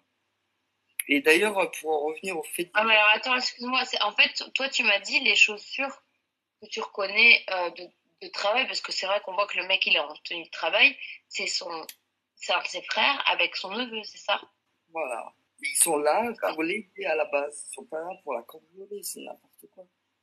Ouais, mais comme elle dit qu'il n'y a jamais eu d'infraction chez elle, donc ça correspond, parce qu'ils avaient les clés, parce qu'elle leur avait prêté pour faire les travaux. Et comme on en parlait avec ses frères, elle accuse tout le monde de cambriolage, alors que c'est elle qui tue les affaires des gens. Tu vois, par exemple, ses frères qui ont vécu chez elle, elle leur a jamais rendu leurs affaires. Moi-même, je lui ai prêté une imprimante, tu crois qu'elle me l'aurait rendue, et pourtant je lui ai redemandé plusieurs fois, tu vois. C'est elle qui a toutes les affaires de tout le monde, mais elle accuse tout le monde de cambriolage. Oui, ben, comme quand elle est venue chez moi, et j'ai aucun scrupule à le dire aujourd'hui, elle m'a volé quand elle est venue les 10 jours chez moi. Et que j'ai su qu'elle m'avait volé. Elle m'a volé des affaires, et je le sais. Bah, ça m'étonne pas. Et elle a fait pareil quand elle a été chez d'autres et que Maria était avec elle. Et Maria, elle témoignera si elle veut ou pas, je veux pas la forcer. Mais elle subit beaucoup de pression, voilà. Mais on est sur, encore une fois, l'accusation inversée, quoi. Voilà. Et c'est comme l'argent qu'elle a prêté à que sa copine lui a prêté, une amie d'enfance. Elle a plus de nouvelles, tu vois. Donc si ça c'est pas du vol. Je sais. Alors, tu me dis ça, son amie d'enfance, et c'est pour ça que là, dans les interviews, en fait, elle dit que les gens l'ont aidée financièrement. En vrai, c'est pas de l'aide financière, c'est de l'escroquerie qu'elle a fait à des proches. Voilà, notamment cette amie boulangère, parce qu'on peut imaginer, enfin moi j'imagine, je sais très bien le boulot de boulangère, la pauvre femme, elle doit se lever à 4 heures du matin pour faire son pain, et Dalila l'a escroqué, et ne lui a jamais rien remboursé. Ah bah non, elle a plus de nouvelles. Quand tu la croises, elle est complètement dégoûtée. Hein, parce que Dalila, elle te vendrait de l'eau en pleine mer, quoi. Tu vois, de l'eau de mer en pleine mer. Quand tu la connais pas. Ben, je suis pas étonnée parce qu'en fait, ça va avec tout ce que j'ai aujourd'hui. Alors, on en a déjà un petit peu parlé, mais je te le redis. Aujourd'hui, Dalila, elle est recherchée par la police par rapport à des actes diffamatoires où elle devait se rendre auprès de la gendarmerie, elle ne s'est pas rendue. Il y a eu plusieurs plaintes en diffamation contre elle. Elle ne s'est pas rendue, donc voilà. Elle n'a plus de permis de conduire, je pense qu'on peut le dire, depuis mai dernier, qu'elle vient de m'attaquer en diffamation par rapport à ça. Je l'attends toujours. Et bon, le permis, c'est qu'un détail, on va dire. Mais ce qui est fou, c'est qu'elle a quand même escroqué tout le monde, même sa famille, ses amis, son ami d'enfance. Et puis là, abus total avec tout ce qu'elle a été raconté partout, et notamment dans ce film. On est vraiment sur de l'abus de confiance, parce que ça lui a quand même permis de générer beaucoup de dons. Et c'est ce qui lui a permis apparemment là de rembourser ses dettes. Et il fut un temps, de toute façon, elle ne pouvait même plus travailler. Quand elle disait que c'était le réseau qui l'a bloquée, rien à voir avec le réseau. En fait, c'est parce qu'elle était tellement endettée qu'elle s'est retrouvée finalement à avoir des saisies sur salaire. Et quand on était ensemble, elle me disait que son patron lui versait qu'une petite partie, que le réseau lui mettait la pression. Mais en fait, j'ai compris plus tard que c'était juste des saisies sur salaire, donc il laisse le strict minimum pour vivre à la personne. Et après, l'argent part à l'État, toutes les dettes qu'elle avait, puisqu'elle ne payait plus toutes ses factures, son crédit maison, etc. La grande ingénieure du 440. Bref. J'ai même pas envie de me prendre la tête à aller porter plainte. Je sais que déjà, voilà, sa conscience, tant pis pour elle. Elle peut plus revenir au Val de Gueblanche, tu te rends compte, dans notre village d'enfance. Je suis pas étonnée. C'est quand même pas rien, quoi. Pour elle, c'est carrément, je sais pas si tu te rends compte, mais c'est vraiment la honte, là, pour elle, ce qu'elle est en train de faire. Elle pourra plus jamais se mettre dans une réunion de famille où il y a tout le monde. Peut-être qu'il y aura toujours quelques-uns de ses frères qui vont lui pardonner, mais dans le village, tout le monde sait ce qu'elle a fait. Et ça, selon nous, c'est pas inconcevable d'être aussi malhonnête. Moi, de tout ce que j'ai vu avant de te contacter, en fait, t'étais écœurée de ces mensonges sur les réseaux sociaux et que les gens, en fait, t'étais là, tu hurlais dans le vide, en fait. C'est ça, entre guillemets, Bah, déjà, quand tu faisais tes interviews avec elle, moi, déjà, je pouvais plus la voir. Ouais. Et voilà, quoi. Moi, je la croyais à l'époque. Bah oui. Mais elle t'a bien eu, quoi. Comme elle a eu tout le monde avec ses beaux discours. Parce qu'elle est vachement manipulatrice, ça, quand même. Je sais. Je sais, de par ses enfants même, je le sais. Je le sais.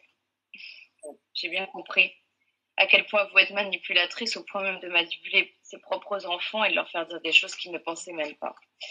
Je sais bien. Concernant l'ami de la famille qui a craqué les CD, oh là là. Alors moi, je sais qui c'est l'ami de la famille. Ouais. Ce mec, c'est un gars qui sort jamais de chez lui. Moi-même, alors qu'il habite à 200 mètres de chez moi, je l'ai jamais vu. C'est un gars, il reste que enfermé chez lui à fumer des joints. Et à mon avis, je sais pas ce qu'elle a fait avec des CD-ROM, mais si ça se trouve, c'est lui-même qui était sur des sites bizarres. Hein. Franchement, il y a rien, on n'a jamais rien vu de ces CD-ROM. Un mec, il a toujours été extrêmement bien. Hein. Alors là, pour remettre dans le contexte, en fait, tu parles d'un gars qu'elle dit qui aurait été emmené par les gendarmes et qui serait revenu complètement... Il n'a jamais été emmené, il a juste été, peut-être, il a fait un stage au CHS. Et puis c'est tout, parce qu'il est complètement, pas schizo, mais paranoïaque. Tu t'imagines bien un gars qui reste enfermé chez lui, qui sort jamais, il se fait livrer le moindre truc. Il sort pas. Ouais, donc en fait, elle dit qu'il a fini en légumes, on l'a emmené dans un espèce de centre. En réalité, le gars, il était déjà un légume. Donc c'est bien, il y a toujours une petite part quand même parfois de vérité dans ce que dit Dalila. Soit ce sont des histoires qui lui appartiennent pas, soit les personnes existent, mais elle arrange ça à sa sauce en fait. Mais moi, ce qui me choque quand même, tu vois, dans l'histoire, là, vous faites partie quand même de la même famille. J'imagine, je ne peux que imaginer à quel point ça peut être humiliant d'avoir quelqu'un comme ça de la famille qui est en train de raconter des horreurs, parce que là, franchement, on peut dire des horreurs. Et ce qui est fou, c'est qu'on parle quand même aussi d'un film qui est en train de passer dans plein de salles en France, qui est aussi en train de passer en Belgique, en Suisse, au Canada, et peut-être même que je sais que Pierre Barnerias aimerait le mettre dans d'autres pays non francophones. Et c'est terrible, vraiment, par rapport à ces deux enfants qui sont tes petits cousins, quelque part. Ils souffrent quand même des mensonges de leur mère, parce que là, on en est là, en fait. Moi, pourquoi je fais que je prends autant de temps à faire toutes ces vidéos là, c'est pour ces enfants qui sont même pas les miens, avec qui je n'ai aucun lien de parenté, et on ne peut que imaginer pour des enfants de cet âge-là ce que c'est que d'avoir une mère. Il faut avoir vraiment des idées, j'ai presque envie de dire mal placées, quoi, pour être en train de raconter que ces enfants sont en train de manger des excréments, participent à des orgies contre leur gré, avec le père impliqué, avec plein de monde qui boivent du sang, qui sont en train de couper des têtes d'enfants, en tout cas qu'on est en train d'apprendre à la fille à couper des têtes et qui voit des meurtres. Enfin, faut avoir l'esprit sacrément dérangé pour inventer ce genre de choses sur ses propres enfants et leur faire du mal, parce qu'elle leur fait vraiment du mal. Et tous ceux là, et je les mets dans le même panier en réalité, ceux qui continuent de la défendre, parce que certains disent qu'ils sont pour la défense des enfants. Ouais, c'est ça. Pour la défense des enfants, mais c'est pas grave s'il y en a deux qui restent sur le bas-côté. Et du coup, je sais pas, moi ça, vraiment, ça me révolte par rapport à ces enfants. Et c'est pour ça que je te remercie encore d'être là, mais tu vois, j'ai du mal à comprendre, en fait, que ce soit les personnes, en fait, de son passé, ses proches, et je parle pas que de la famille, ne s'expriment pas publiquement et ne fassent pas un démenti par rapport à tout ce qu'elle est en train de faire. Encore une fois, le mal à ses enfants, et puis même le mal aux vraies victimes, parce qu'il y a tout ce qu'elle décrit, ça peut arriver enfin, en tout cas, une partie de ce qu'elle décrit, c'est arrivé réellement à d'autres enfants. Enfin, ça arrive encore malheureusement aujourd'hui. Et même, ouais, la famille, en tout cas plusieurs membres de la famille qui feraient un démenti public.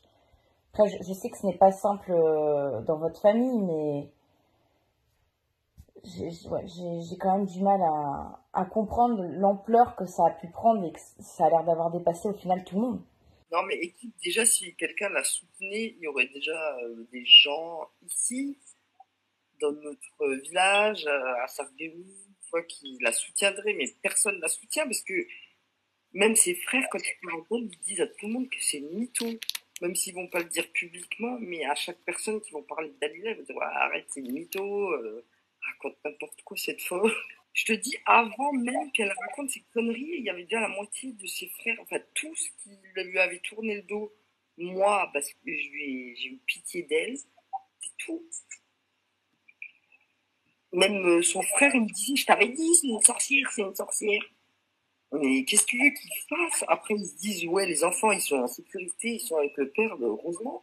Parce que, mais oui, mais moi j'ai bien compris, je le sais aujourd'hui qu'ils sont en sécurité avec le père, je m'en suis assurée. Mais le problème, c'est que... À quel point elle est folle. Tu te rends compte que quand tes frères, elle s'embrouille avec eux, elle dit, lui voler des soutiens-gorge. Qu'est-ce que tu veux faire contre une folle comme ça? Là, je sais, moi, ils ont été faire quoi? Je sais que Maître Broussa était son avocat, je sais. C'est pas un reproche, hein, je voulais juste que tu dises les choses aussi publiquement. Moi, en dehors de cette écoute qu'on a eu toutes les deux. Hein. Après, mais je sais. Ils vont les parents derrière, ils vont dire oh la pauvre Dalila, parce que là, quand la vidéo elle va sortir, elle va aller pleurer chez sa mère. Ah, Aïcha, elle m'a insultée sur internet, comme d'habitude, je la suis. À la fois, elle dit ça, mais ses parents, moi, elle a fait en sorte quand je suis venue chez elle que je ne les vois pas. Et Maria m'a dit elle n'avait pas le droit de parler devant ses parents de ce qui se passait par rapport à ses enfants, parce que soi-disant ses parents n'étaient pas au courant. Ouais, si, elle fait que chialer. Hein. Oui, mais ce que je veux dire, c'est que par rapport à tout ce qu'elle fait sur les réseaux sociaux et tout ce qu'elle raconte, elle ne voulait pas que Maria en parle. Parce que justement, elle donne le discours qu'elle veut à ses parents. Et quand elle dit qu'elle a ses parents là, dans cette vidéo là qui est passée juste avant, en fait, en vrai, c'est pas un vrai soutien. C'est juste que ses parents, comme tu m'as dit, ils parlent pas très bien français, ils savent pas ce qui se passe et ils la croient par rapport aux mensonges qu'elle raconte. Ah bah oui, il la croit, hein, parce que bah, elle les manipule. Bah, comme elle manipule tout le monde, voilà. Il la croit sans la croire, je sais pas, mais bon. Franchement, moi, tu sais ce que je me dis, c'est qu'elle aurait jamais dû faire d'enfant, hein, cette femme. Je comprends, mais ils sont là, les pauvres, tu vois, ils ont subi, donc c'est pour ça. Enfin, moi, je tiens à m'excuser publiquement auprès d'eux, en fait. Voilà. Ils ont une maman qui a jamais déjà été là pour eux. Déjà, comme moi, je l'ai gardée, elle a jamais été là pour eux. C'était déjà pas une maman. Elle s'en occupait pas du tout. Même quand elle était là, elle n'était pas capable de rester un moment, de faire un repas pour eux entre midi. Elle les ramenait chez leur propre, chez sa mère à elle, qui a déjà 80 ans, qui a mal partout. Donc, je sais pas, tu vois, c'est pas une maman, hein, c'est pas une nana qui aurait dû avoir des enfants. Et eux, bah, ils subissent les conséquences de ça. Ouais. Voilà. Je comprends, en plus, toi, pour avoir échangé avec toi, je sais que Moi, tu as l'air de prendre de plus soin de tes enfants, ouais, je sais. Je leur souhaite de tout cœur de surmonter tout ça, mais ça va être dur, hein, parce que, enfin, ça va être dur. Si je te le dis, ils souffrent, ils souffrent. Ils ont une image de leur mère qui je sais pas, je peux même pas me mettre à leur place, quoi. Vraiment, je peux même pas me mettre à leur place, parce que moi, j'ai toujours eu une image maternelle, pas que ma mère, quoi, mais eux, ils ont même pas ça. Tu vois, même quand ils étaient chez moi, je voyais qu'ils avaient quelque chose qui manquait. C'est pas normal déjà de laisser des enfants rester du dimanche au mercredi. Personne fait ça. Ah, je sais, j'ai vu les messages quand c'était tout le temps chez toi, je sais. C'est comme si elles déposaient des animaux en garde. Même tes animaux, je te jure que moi, mon chat, quand je le laisse, bah, je m'inquiète pour lui. Elle, c'est vraiment, mais là on le voit, hein, d'ailleurs, quand elle fait ses interviews, elle en a strictement rien à faire de ses enfants. Ouais, mais les gens pensent que si, pourtant. C'est ça qui est horrible, c'est qu'en fait, moi, je sais parce que je l'ai vue chez moi, elle parle que d'elle. Mais les gens se rendent pas compte, ils croient qu'elle parle de ses enfants, alors qu'en réalité, elle ne parle que d'elle. Et même là, ce qu'elle a fait par rapport à l'histoire d'inceste, bah, c'est uniquement par rapport à elle, son image, parce qu'en fait, elle savait qu'elle allait perdre la garde des enfants, et du coup, elle s'est dit, ah bah, faut quand même que je trouve un truc pour redorer mon image. Parce que nous, dans la famille, déjà, c'est un truc de fou, tu perds tes enfants, c'est pas possible. C'est vraiment un truc de cassos, quoi. D'où le fait que tu sois la seule personne de la famille à témoigner, et je t'en remercie. De toute façon, là, on va s'arrêter là, parce que je pense que là, vraiment, le tour est fait. Et puis, j'ai même envie de dire que dès le premier audio que j'avais envoyé, pour tous ceux qui l'ont écouté et qui ont visionné les éléments que j'avais mis dedans, je pense que la plupart, si ce n'est vraiment presque la quasi-totalité des personnes ont compris. Ceux qui la défendent encore, pour beaucoup, sont au courant de ces mensonges. Et là, en fait, comme je disais, Dalila n'est que l'arbre qui cache la forêt.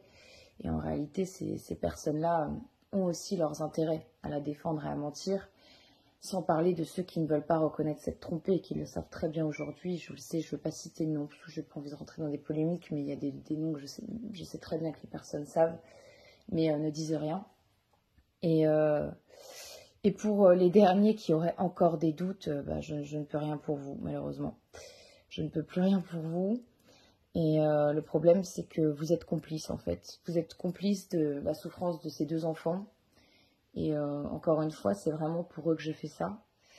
Parce que j'estime qu'ils ne méritent pas, et là, comme tu viens de le dire, Aïcha, une mère pareille, en fait. Parce qu'elle restera de toute façon à jamais leur génitrice. Hein.